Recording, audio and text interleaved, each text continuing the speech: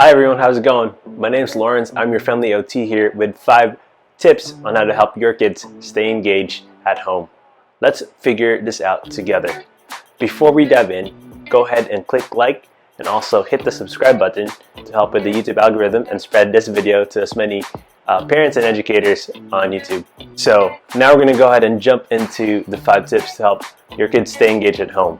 So I have a really fun mnemonic that would help us remember what the 5 tips are, and that mnemonic is embed. So we're going to go ahead and start with our first tip, which is exercise. Exercise is very important. So I'm going to go ahead and write down our first tip here, since I have a board here and I want to use the board since it makes me more comfortable. And we're going to switch to blue since blue is my favorite color.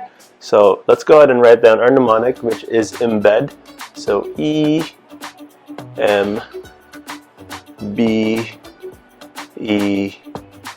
This is a good way for us to remember what the 5 tips are. So the first one is exercise. Exercise is very important. We need consistent exercise throughout the day. I'd suggest that you have daily exercise that's consistent and there's a routine. You're going to do the same exercises at the same time during the day to help with the circadian rhythm of your kids and help them stay engaged and also help them keep their bodies moving.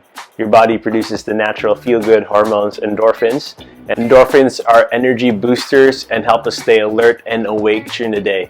And it's going to help our students and our kids stay alert and focused for whatever schoolwork they have or whatever chores they need to do at home. Okay, now that we're done with our first tip, let's go ahead and move on to our second tip. So M, mental well-being. So all of these tips work hand in hand. So exercise is good. It releases endorphins. It helps us feel good. It increases our energy, and it also helps us be more alert and awake, which also helps with our mental well-being. But with mental well-being, as a teacher and as a parent, we need to make sure that our students and our kids are taken care of. We need to make sure that we spend time to talk to them about how they feel and make sure they have a space to be able to process those emotions. So most schools have counselors, and I would highly recommend if you talk to your student, if you talk to your kid and you talk about their emotions and they report that they're feeling sad or feeling depressed, that you would follow up that information with their counselor or their psychologist if they have one. It's really good and really important, especially during this time, for them to help with that mental well-being. Another thing that's really helpful with their well-being is just having quiet time and being able to have that space to be able to process what they think and what they're thinking and how they're feeling, because we know that kids nowadays are on social media or on the computer playing video games, and they're never really having that time to be able to process how they're feeling and what emotions they're going through. So having even time where there's no electronics, there's no TV, and having time, even 10 to 15 minutes a day, would be really helpful. Just quiet time with nothing on to just think about how they're feeling, and even adding a question like, think about how your body's feeling, or are you feeling, what are the emotions that you're going through today? Just think about those emotions and asking that question and giving them that space to be able to process those emotions. And it's also good to do this with your kids so that you can model this behavior and then they would be able to do that as well.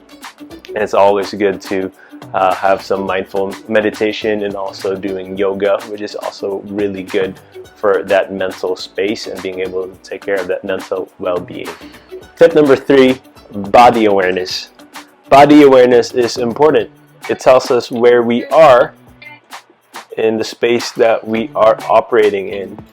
And kids and even adults need a healthy dose of different sensory input in order to remind their brain where they are and make sure that your brain knows how to process the information that it's receiving. So there are 3 proximal senses here, and I'm grabbing this information from the sensory integration created by Dr. Gene Ayers. The 3 proximal senses are your vestibular sense, your tactile sense, and your proprioceptive sense.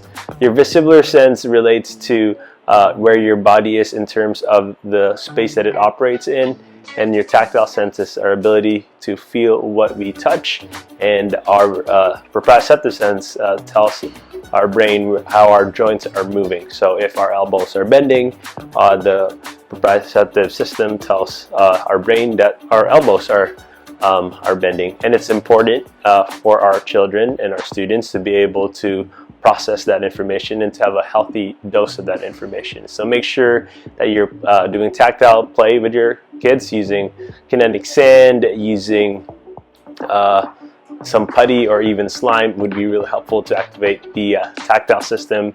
And then activating the vestibular system is very simple, using a swing or using a wobble chair, even using an office chair that could swivel, having them go around and spin, making sure that you activate that system as well.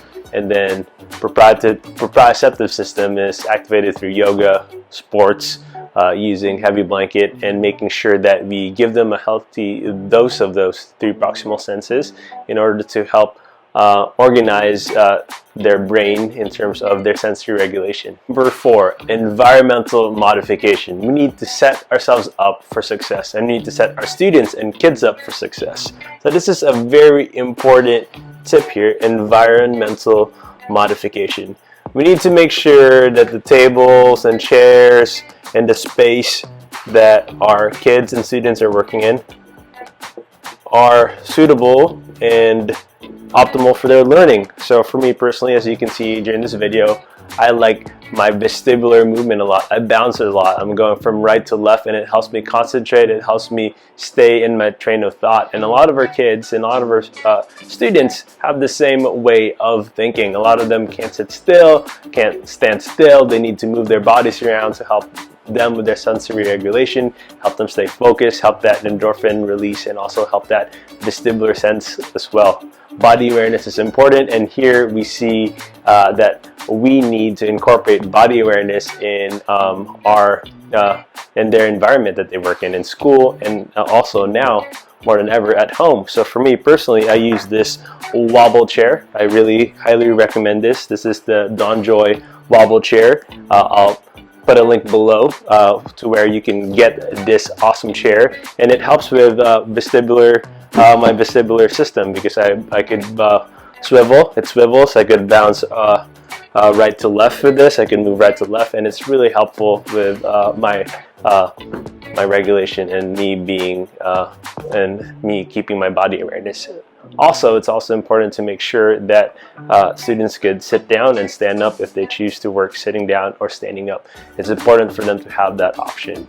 And when they are sitting down, always encourage a good posture, shoulders square, back straight, and make sure that their feet are flat on the floor and their knees that are at a 90-degree angle. I'm going to go ahead and put a picture to the side to make sure we know how that looks like. And it's important for us to always remind and make sure that we're always modifying their environment and making sure that it's a safe space for them, that they're able to learn, it's optimal for their learning. They have fidgets on their desk to be able to release whatever stress they have during that day. Having a fidget spinner, having putty, having a squeeze ball is really important to have available when they're in school or when they're doing homework. So it's really important for us to set our students and our kids up for success with environmental modification. Okay, now we're heading to our last one, diet. Diet's really important, and I feel like it's overlooked a lot because it's important. All of this work together.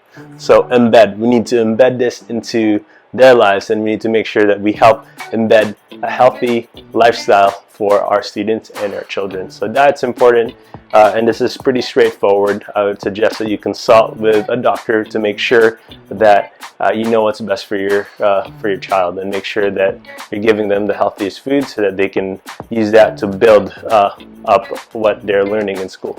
So simple diet tip, being able to eat a lot of vegetables, eating a lot of fruits, no processed meat, no processed foods, reduce sugar, reduce carbohydrates. Of course, healthy carbs are good. Make sure they're eating good fats from avocado and from omega-3 fatty acids such as fish.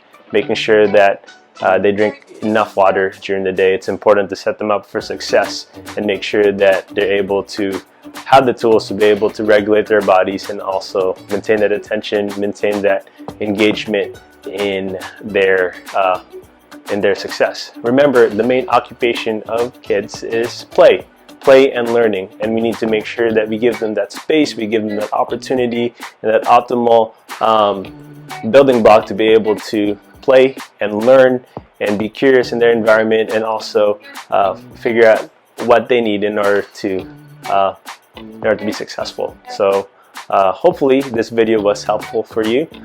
Don't forget that mnemonic embed. If this video was helpful for you, if you have any comments, feel free to comment below. If you have any questions, I'll make sure to answer those questions. And make sure to like and subscribe this video to help us spread this video to as many people as we can. This is your friendly OT here, Lawrence, and I'm so glad that you're here.